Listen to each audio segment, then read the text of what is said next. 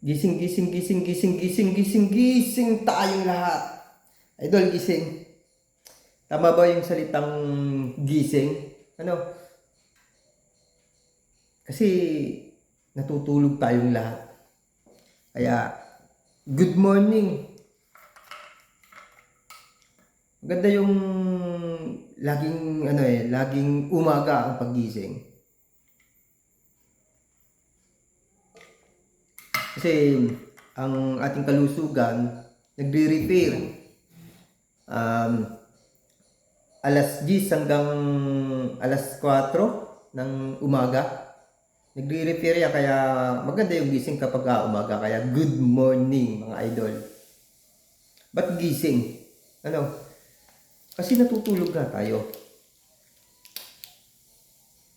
Pumasok kasi sa hospital. Mapapansin mo kung bakit tayo natutulog. Ang mga kabataan, sa halip na malakas ang resistensya, malakas ang immune system, pinakamaraming nasa loob ng hospital ay kabataan. Kaya, gising, gising, gising, gising, gising po tayo. Ginigising ko po kayo. Dapat maalarma tayo. Maalarma tayo sa kalusugan na meron.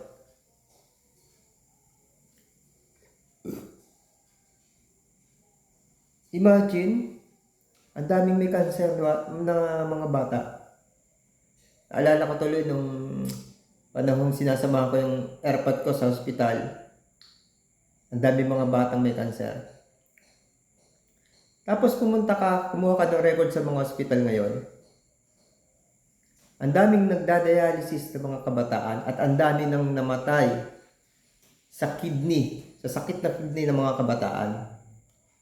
Kaya isa lang naman talaga yung masasabi ko, gising, gising, gising tayo. Sa acid reflux, sa GERD, ang daming mga miyembro sa YouTube, sa Facebook ng ng about sa GERD. Kasi maraming dumaraan dito. Marami din ang anxiety at saka depression. Actually, yung anxiety at depression, malaki yung factor ng pagkakaroon ng pandemic na pinagdaanan natin. Pero kahit wala pang pandemic, marami na. Silang dahilan dyan, ang paghina ng resistensya natin. Marami nagtatanong kung ano daw yung ginagamot sa bawat iba't ibang uri ng sakit. Ako may sagot dyan. Ako may sagot dyan na mabisang gamot sa lahat ng uri ng sakit. May kapamilya ako na may diabetes. May magulang ako na nagkaroon ng cancer, mga kamag-anak ko, mga tiyuhin ko. Ako mismo, nag-aalalay o sumasama sa pagpapagamot. Kaya kahit papano, meron akong karanasan tungkol dyan, kahit hindi ako.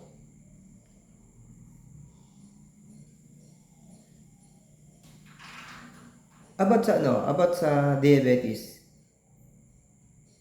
Kapag inalalayan mo, kinontrol mo ang dapat kontrolin, at alagaan ang katawan. Wag ang sakit. Wag ang sakit ang alagaan natin. Ang alagaan natin yung ating katawan. Hindi ka mag-insulin. Hindi ka magtuturok. Marami nagtuturok na insulin. Pero meron na ako, bata pa lang ako. Elementary pa lang ako. Ako 47 years old ngayon, magpo-48. Elementary pa lang ako noon. May taas na sugar ng ermat ko. Pero hindi siya nag-insulin hanggang ngayon. High blood din siya. Hindi siya nag-insulin. Pero hindi sinasadya. Hindi niya alam na yung pagkahilig niya ng pagkain ng gulay ay makakatulong. Yun nga, problema. Marami ding mga hindi niya alam na nakakasama na sa kanya pero hindi niya na kukontrol o naiiwasan. Basta ang alam natin, yung matatak sa sugar, yun lang. Yung mga artificial na sugar, yun lang. Pero kahit paminsan-minsan kumain ka niyan, hindi naman agad tataas yung sugar mo kung mataas ang resistensya mo.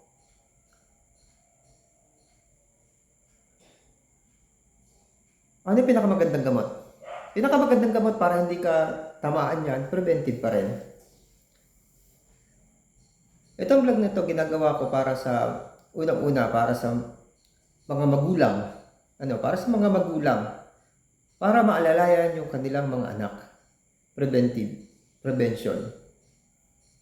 Kasi sa aking pangunawa, kapag ka ang isang tao kinapitan ng sakit, mahirap ng lunasan, mahirap ng alisin. Tama, aalagaan natin ang ating katawan para hindi umatake ang anumang sakit na meron tayo. Kaya nga, gising tayong lahat.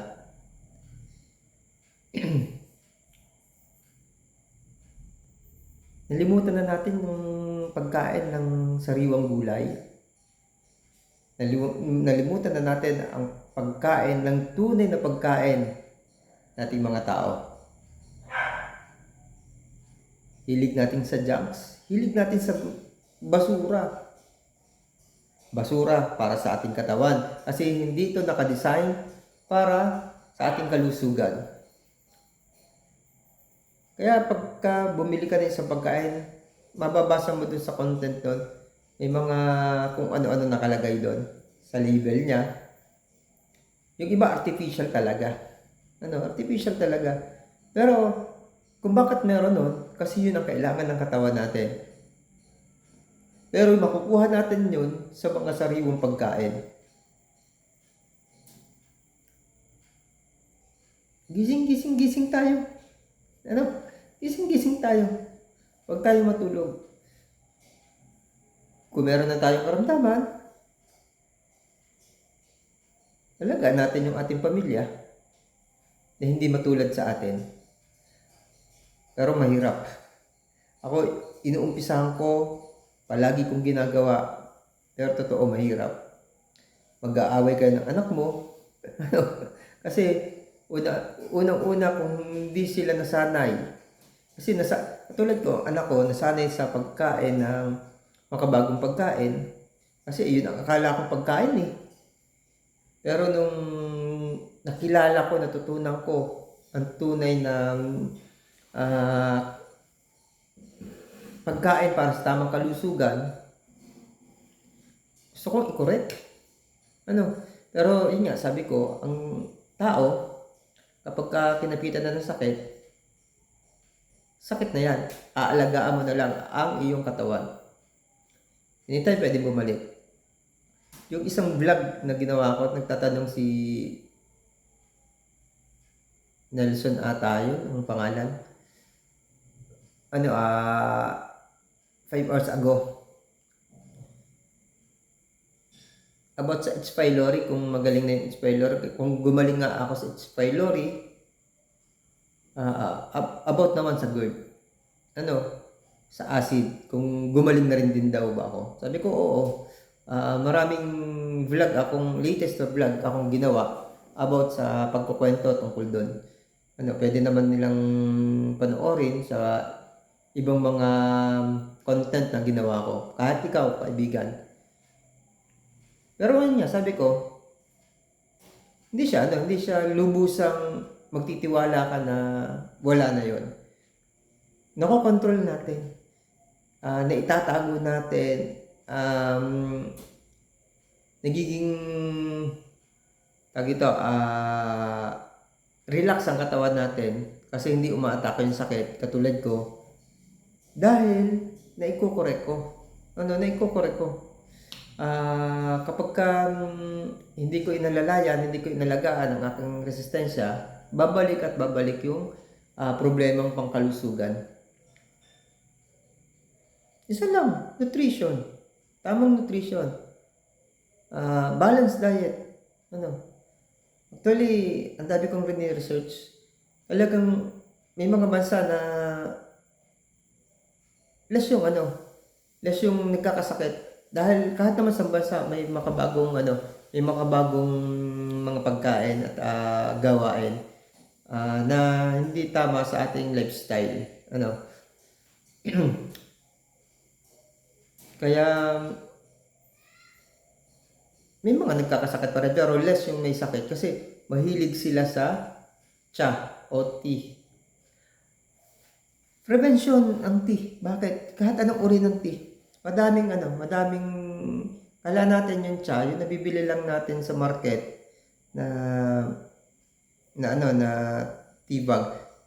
Pagka yung isang dahon na ilaga mo, tea na rin siya. Halimbawa, basil. Yung basil. Ang daming klase ng basil. Kahit anong klaseng basil. I-search mo kung ano yung basil na meron sa'yo. Search mo ano yung benepisyo. Kapag ginawa mo siyang tea, makukuha mo yung benepisyo.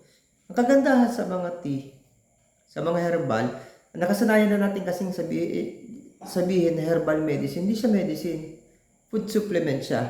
Tumutulong siya para yung kakulangan ng iyong katawan, ng mga parte ng katawan mo sa mga bagay, na pampalakas doon. Dahil sa mga pang-araw-araw nating ginagawa at kinakain natin, yung mga sangkap ng tea, yan ang babalik, magre-repair para hindi ka magkasakit. May isang taong naalala ko, nagtanong sa akin, ano yung gamot? Ano yung gamot? Yung gamot, yung nabibili natin sa butika. Ngayon, ano yung silbi ng gamot na nabibili natin sa butika sa uri ng sakit natin? Pumipigil siya na lumala yung sakit. Pero kung hindi mo i-correct ang iyong sarili, ang iyong lifestyle na ginagawa, lalala yung sakit mo. Kahit pa uminom ka ng gamot. Sabi mo minsan sa sarili mo, hindi hiyang sa iyong gamot, hindi tumatalab sa iyong gamot. Mali po. Masyado lang talagang madumi yung katawan mo. Dahil yung gamot na binili mo sa butika, pinag-aralan yan, madaming pag-aaral ang ginawa niyan bago yan ilinabas sa market. Totoong nakakagaling siya. Ang paggaling, ibig sabihin, pumipigil. Halimbawa, may bakterya ka, papatay niyo yung bakterya, pero hindi ibig sabihin na patay niya yung bakterya, hindi ka na magkakaroon ng bakterya, babalik ulit yung bakterya. Ganun din yung uri ng sakit. Kung nasisira ang ating mga cells, pinipigil yung gamot na binili natin sa butika na masira lahat yung mga cells mo. Ngayon, kahit pinipigil niya,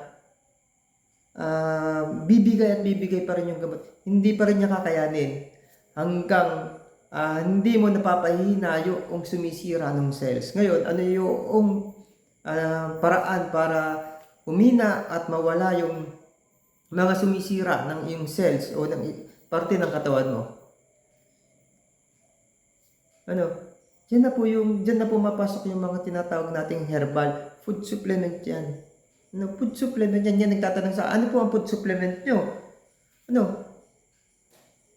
Pinakamaganda, natural. Sabi ko nga sa inyo, ang food supplement napakamahal. Bakit nauso pag pagbebenta ng food supplement? Kasi alam ng mga negosyante, ng mga gumawa niyan, ng parami, pabata ng pabata ang nagkakasakit. Lumalala ang sakit. Kaya nauso yan. Ngayon, search, saan nanggagaling food supplement? Umattend ka ng mga seminar about sa food supplement. Galing sa mga herbal. Ngayon, siyempre, sasabihin, ako, ilang beses na umattend ng mga seminar niyan siyempre, sabihin, bakit ka pa magpapakahirap? Bakit? Saka, siyempre, business strategy yung gagawin sa seminar. Ano, sample, ba't ka magpapakahirap na maghanap ng mga herbal? Samantalang andito na ito, kompleto ito. Ano, sinasabi na nito na ito'y gamot para doon. Ito makakatulong ito para doon. Kaya, ayun, networking ang nangyayari sa food supplement. Pero lahat yan ay galing sa herbal. Ako, naniniwala pa rin ako na pinakamaganda ay yung fresh. Ano fresh? Ayun, gagamitin mo, gawin mong tea. Siyang inumin mo. Yung mga bansa na mahilig sa tea, kakaunti ang nagkakasakit na kabataan, kalimitan yung matatanda. Imagine ang Japan.